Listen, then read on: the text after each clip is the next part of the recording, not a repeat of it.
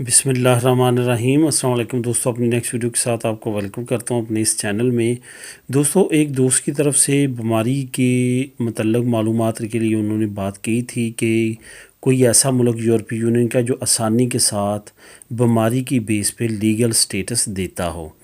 یہاں پہ پہلے ایک ملک تھا جو کہ کافی زیادہ فیمس تھا اس سلسلے میں کہ وہ انسانی بنیادوں پہ بیماری پہ ڈاکومنٹ دیتا ہے، لیکن ایک اور ملک کا اضافہ ہوا ہے، ان دونوں کو ڈسکس کریں گے۔ سب سے پہلے ڈسکس کروں گا پرانا ملک جس میں آلریڈی یہ تمام چیزیں مل رہی تھیں، وہ ہے فرانس۔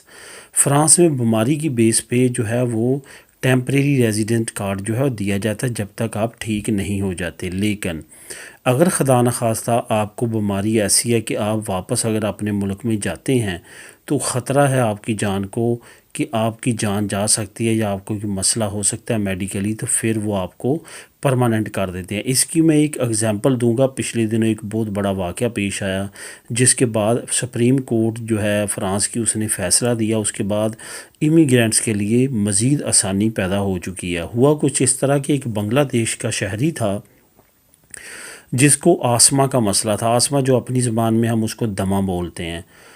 اس نے ٹیمپریری طور پہ اسپین میں کارڈ لیا کہ میں بیماری میں ہوں، اس کا میڈیکل ہوا، جو اس کو چیک کیا گیا تو اس کو واقعہ ہی بیماری تھی تو اس کو کارڈ دے دیا گیا۔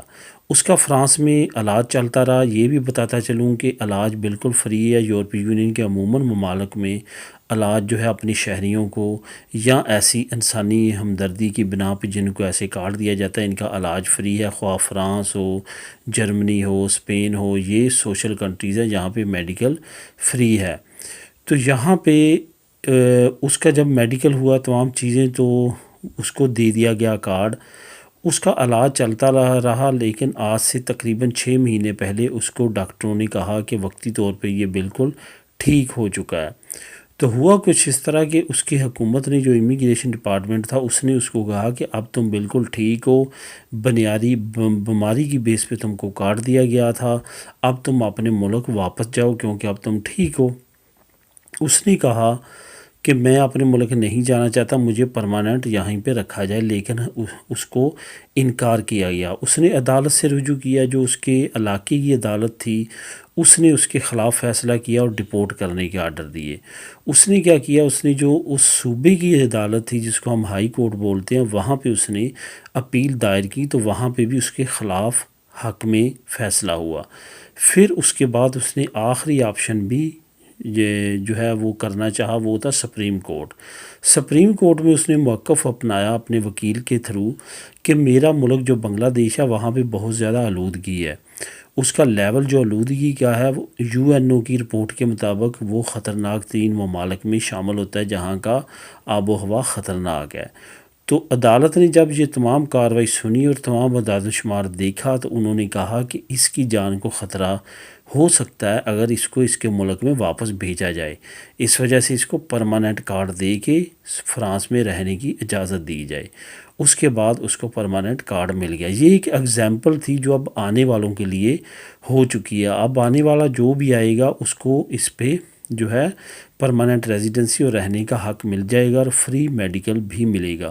جرمنی میں بھی میں بے شمار لوگوں کو جانتا جو بیمار گئے اور وہاں پہ تندرست ہوئے اور اس کے بعد وہ اپنے ملک میں لوٹ گئے۔ میں یہاں پہ ایک اور ملک کی بات کرتا ہوں جو اٹلی ہے۔